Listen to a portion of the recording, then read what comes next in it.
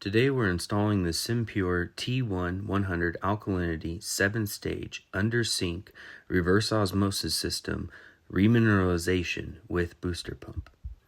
First, I started out by laying out where I wanted everything so that I had an easy plan of action for installing this system, which was quite simple and easy to install. Then I started by drilling a hole in my countertop and lining that out. I wanted to make sure that I had a very simple layout and made sure that everything lined up before I put the system in place. So I took all of the steps to install all the accessories and where the water lines would go and drain lines before I put the system in place.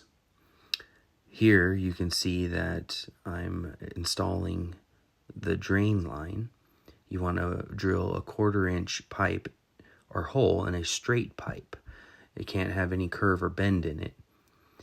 I chose to do the upright pipe so that no water would be sitting at any point in time on a sideways angle. It would go right in and fall straight down for long-term draining. Then what I did is I made sure that I measured how the water system, the length of it, and how high it needed to be on the wall of my cabinet. And I made sure that I laid the template out.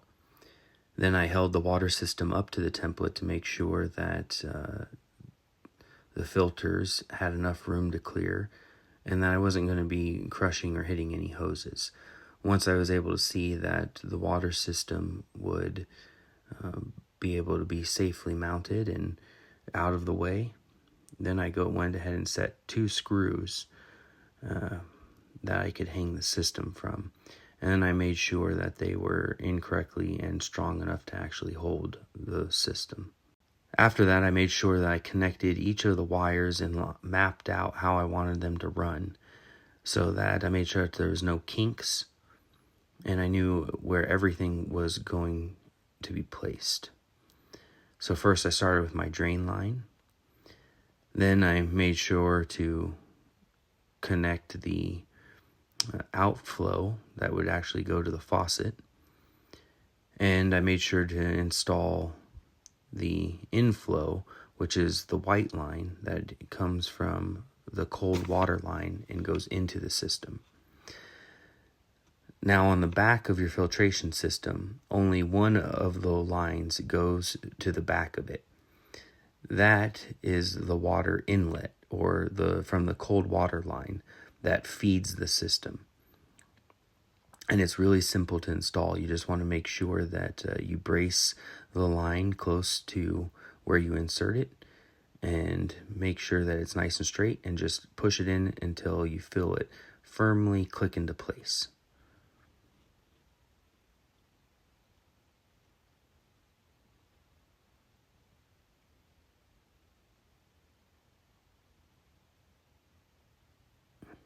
And you want to give it a little tug to make sure that it's stuck and it's good to go.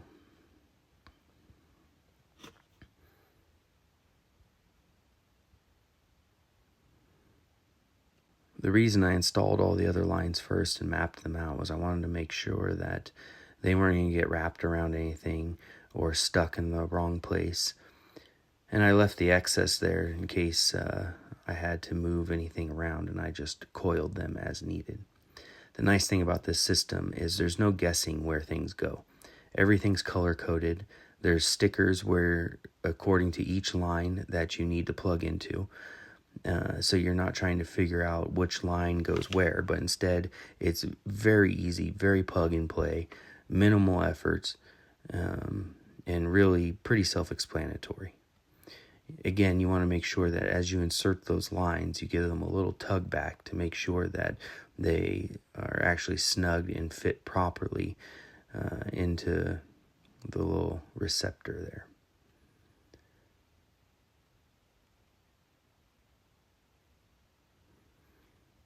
Make sure that when you are putting in the lines, you are paying attention to the color coding so that you can get the line in the proper place.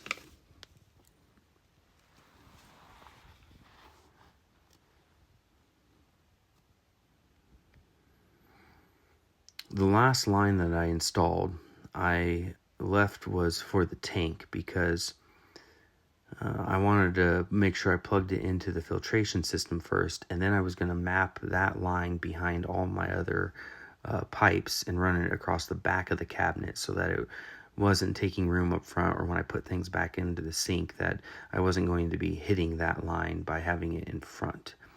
So I connected it to the water filtration system, then put the water filtration system on the wall and ran the yellow line to the tank, the pressure tank, behind everything after the filtration system was mounted into place.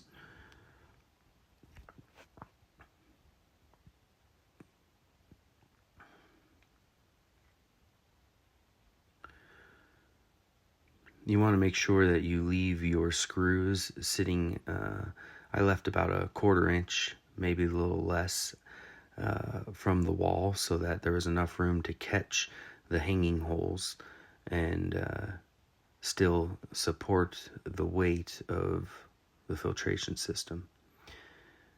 Room was a little snug behind my garbage disposal, so I made sure that I had to unplug it, and then I could slide the tank right behind it, set the tank in the corner, and then made sure I firmly positioned the line into the tank and gave it a little tug back to make sure that it was good. Then all I had to do was just coil the hose or line in the back and make sure it was out of the way. When you turn on the system, don't just turn the valve all the way on immediately. You want to slowly crack the valve and let water leak into the system. And then once water is starting to flow, you can open your water line all the way because you don't want to damage anything with sudden pressure. After the system is fully installed and ready to go, make sure that you check each of the lines for any drips. Make sure everything is seated well and that you don't have anything that's going to cause water damage under your sink. Make sure that when you run your drain line too and water starts flowing into it, that nothing is seeping out the bottom of your drain line on the actual pipe itself. When you crack the pipe or the faucet open on the counter, at first you're going to see air come out of the system and blow bits of water out. Don't be alarmed. That's perfectly normal. But once the system is fully charged, you're going to want to leave it running for about 20 minutes is what the instructions say, and so that it can fully be cleaned and ready to go so that your family can enjoy clean, alkaline drinking water.